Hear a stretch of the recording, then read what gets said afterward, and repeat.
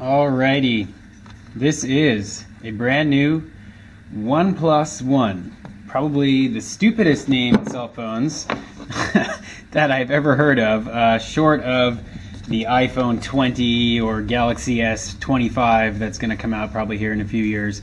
I don't really get this whole idea of OnePlus ONE. I mean, what's the name of the phone? Is it the One, or is it the OnePlus ONE, or is it the 2 if 1 + 1 = 2? Anyway, getting away from that, packaging really, really nice. I'm really excited about this phone and tell you guys my experiences over the past few days with it.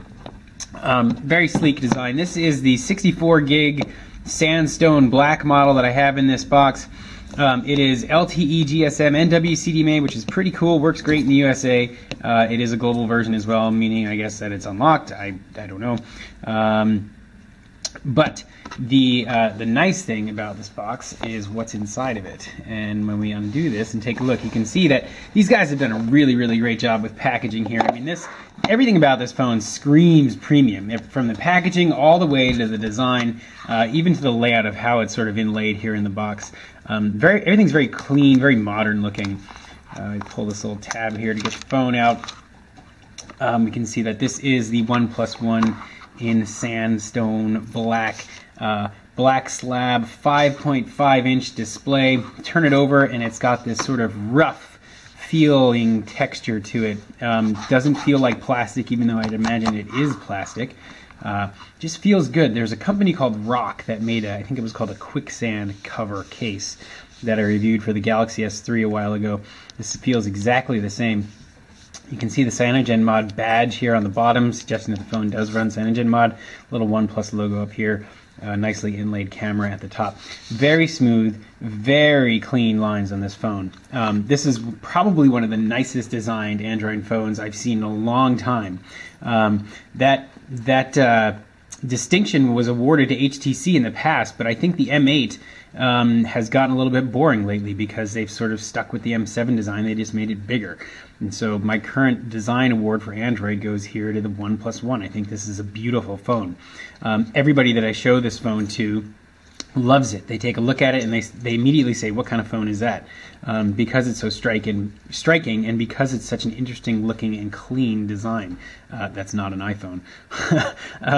But if we talk more about the lines of design just really quickly, we'll get into this later in the review, but here's an iPhone 6, for example, the space gray model, and you can see the similarities here between the two. Both very sort of clean looking, very striking design phones in my opinion. So moving on to this, we'll just show you what else is here in the box. We'll take out this little insert. They give you two sizes of SIM card SIM card holders, which is pretty nice. They give you a micro SIM and a nano SIM. The SIM slot is like barely even noticeable. It's right here on the phone. So if you have either size SIM, you don't have to get one cut or get an adapter. It's pretty cool.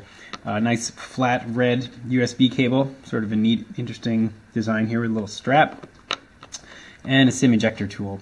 No user manual, not that you really need it, and if you know what you're doing with Android, you probably are already familiar with CyanogenMod.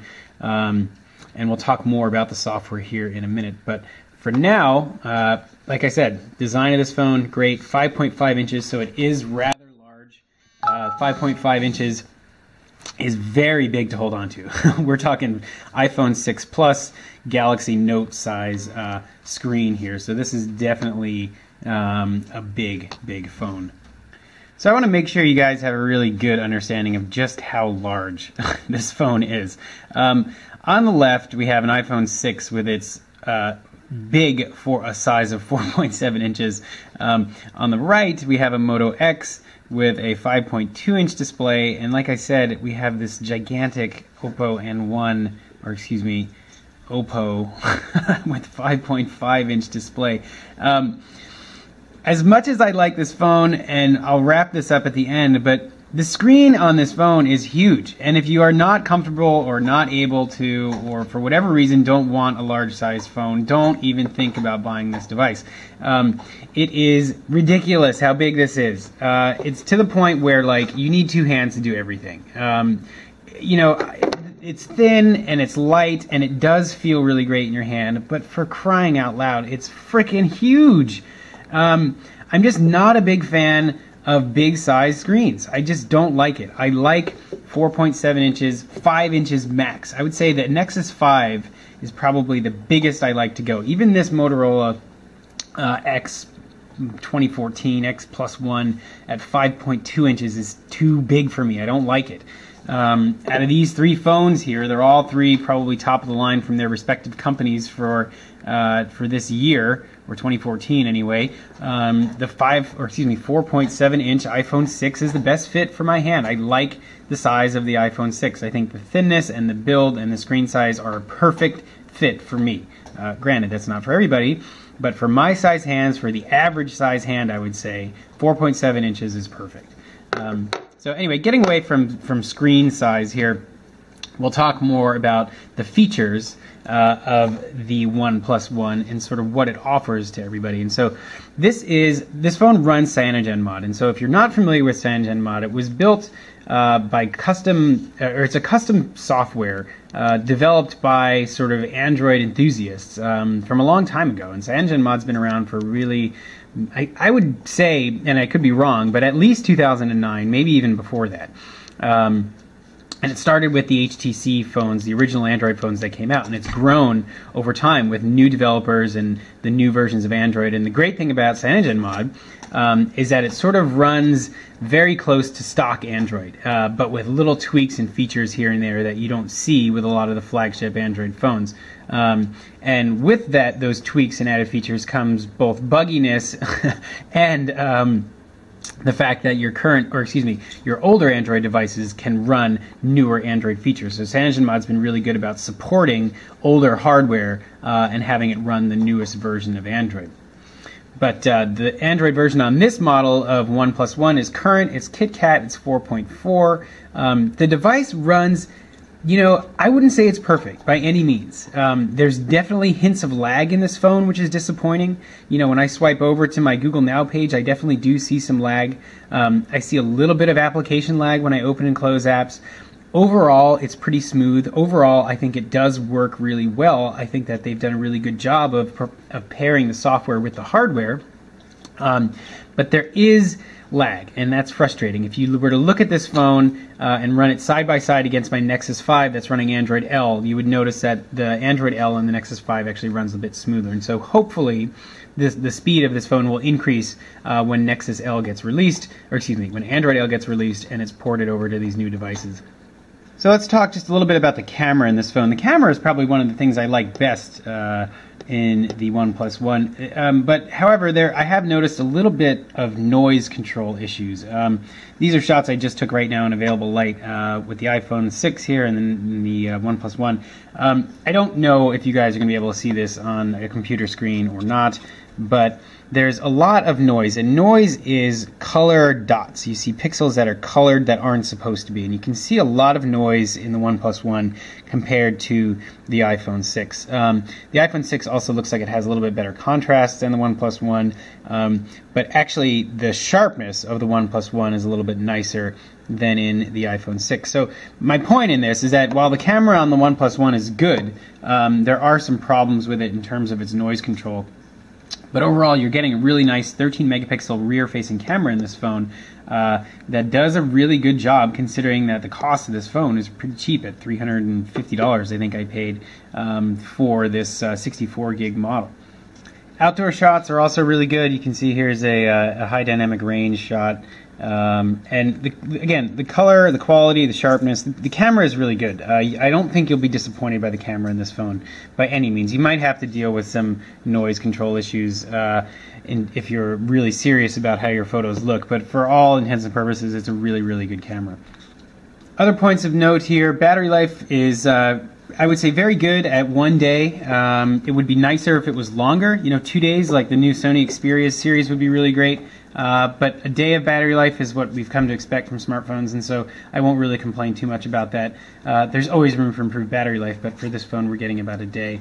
Other points of note, points of interest, Hangouts has been a bit buggy. I use SMS within my Hangouts for Google Voice, and I don't necessarily think that that's anything to do with the OnePlus One, but I do rely heavily on Hangouts, and I was experiencing a lot of force closures with that app. And I don't know if that's because of CyanogenMod or Hangouts once or both, but it was pretty frustrating to use that before it got fixed. Otherwise, I think I'm going to close with just a little bit of a talk about phones and where we're at here in 2014, almost 2015, and design and cost and everything else.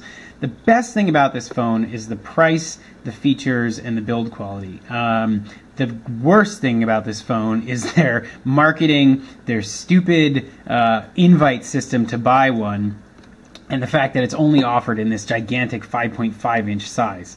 And so where does that leave us in terms of my final thoughts on it? Well, honestly, I can't use this phone.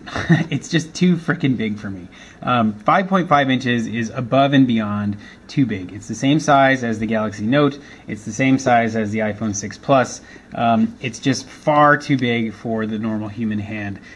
If you are an NBA player, or if you are somebody with a need to carry the phone on a hip case on your belt, then have at it and use this gorilla-sized phone.